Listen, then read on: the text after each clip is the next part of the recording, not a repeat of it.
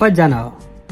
बिहे गरेर स्वास्नी छोरछोरी हो झापालीलाई चाहिँ रुम दिने चलन छैन झापातिर त होइन नि तिमी त्यसो भए ल रुम छ भित्र हेर्न हो भाडा चाहिँ महिना मरेपछि पलक्क हातमा पर्नु पर्यो है त अब टोयलेट बाथरुम यही हो यी मजाले सफा गर्नुपर्छ नत्र म ताल चलाएर राखिदिन्छु फेरि लुगा सुकाउने बाहनामा छतमा जान चाहिँ पाइँदैन आफ्नो रुममा धुने आफ्नै रुममा सुकाउने है त भने त्यस्तै हो 9 बजेपछि गेट ढ्याङ ढ्याङ गर्न चाहिँ पाइँदैन है त अर्को कुरो हेर गेटबाट भित्र छिर्ने बेला चाहिँ हातमा चप्पल बोकेर छिर्ने त्यो भित्र चाहिँ प्याटेक प्याटेक प्याटेक गर्न पाइँदैन फोहोर र पानीको बिल छुट्टै आउँछ बिजुलीको बिल हाम्रै मिटरमा जोडेका कति आउँछ हामी हिसाब गरेर तिमीलाई दिन्छौँ त्यसपछि तिमीले फ्याट्ट हामीलाई दिनुपर्छ कुनाको जग्गा देखायो नि तिमीले होइन भित्र छिर्दा त्यो सबै हाम्रो हो त्यहाँ यसो त्यो मुलासुला के रोप्ने हुन्छ रोप्दाखेरि यसो खन्नहरू सघाउँछ नि त्यही त गर्नु पर्यो नि है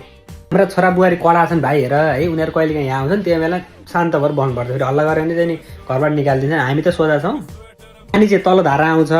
आफ्नो जग बाल्टिन के हुन्छ थापेर राख्ने म दिनमा एकचोटि भन्दा खोलिदिने फेरि पछि पानी भएन भने रुँदै आयो भने म फेरि घरबाट निकालिदिन्छु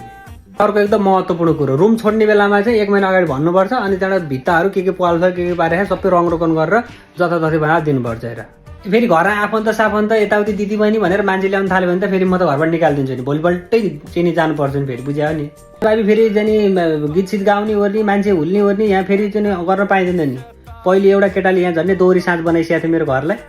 2 महिना घर नआए यसलाई चाहिँ बेचेर खाइँदैछ त्यसले झापातिरकोले है